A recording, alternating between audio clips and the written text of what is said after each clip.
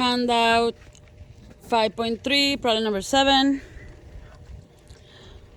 We have an oblique triangle composed of two right triangles, and some angles and some sides are given.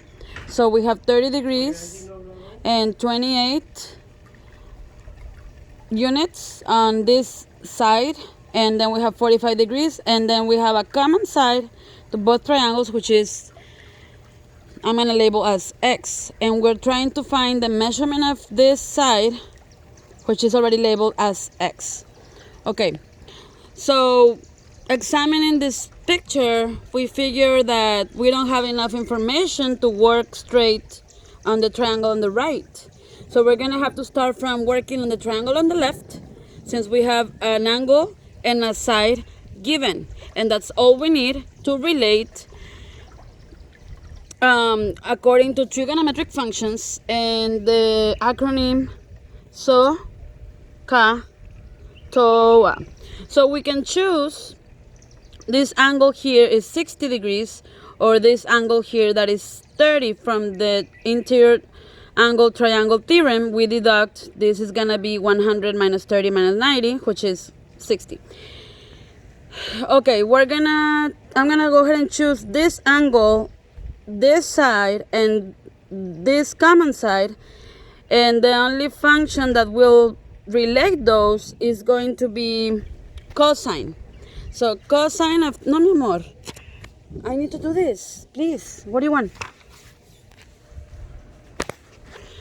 Okay, cosine of 30 degrees is equals to adjacent over hypotenuse. So the adjacent side is h, and the hypotenuse is the side opposite to the right angle. It's gonna be 28 units. So we're gonna set up our equation with the trigonometric function cosine of 30 degrees. And once we set up our equation, we're going to figure out with the finger trick the value for cosine of 30 degrees. So it's gonna be, put your left hand on your ear and put down your finger for 30 degrees. So it's going to be square root of 3 over 2. Okay, so we have the value of cosine of 30 degrees. Square root of 3 over 2 is equals to h divided by 28. And that gives me a proportion which is easily solved, como dicen en español, por la regla de 3 simple. Ok, donde la h es igual a square root of 3 times 28 divided by 2. If you simplify this, it's going to be 14 square root of 3. So now that we have our side h, now we can figure out x by relating this side and this angle. So the function that will relate the opposite side with the adjacent side is tangent. So we're gonna write another equation, a second equation in this case, to be used. So that was equation number 1. Now we're gonna do equation number 2, which is going to be tangent of 45 degrees. So tangent of 45 degrees is equal to opposite over adjacent. In this case, the 45 degrees is here, opposite is the h, and we already have a value for h. That will be 14 square root of 3 divided by the adjacent side, which is x. Okay. We solve for x.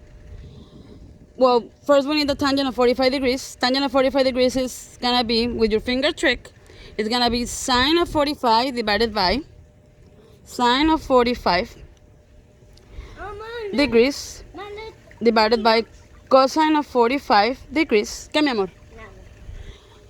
Sine of 45 degrees is a square root of 2 over 2 with the finger trick. This is 45 degrees, and this is a square root of 2 over 2. So you put your sine side is on your left ear. Okay, and the cosine is the same thing because it's 2 fingers left. So it's gonna be square root of 2 over 2. Okay, so now that we have square root of 2 over 2 divided by square root of 2 over 2 is equals to 14 square root of 3 divided by x. Okay, that gives you 1. So 1 equals 14 square root of 3 divided by x. We can put a 1 under and then we can solve the proportion. X equals 14 square root of 3 times 1 divided by 1 gives me 14 square root of 3. So this is the side length that we were looking for. And it's going to be the answer to our original question. 14 square root of 3. Please note that using the finger trick to figure out the value for trigonometric function is nice because it gives you the exact value as opposed to using the calculator, which gives you decimal approximations.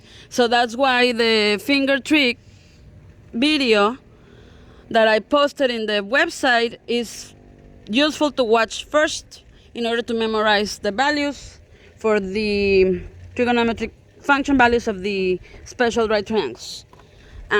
Okay, thank you.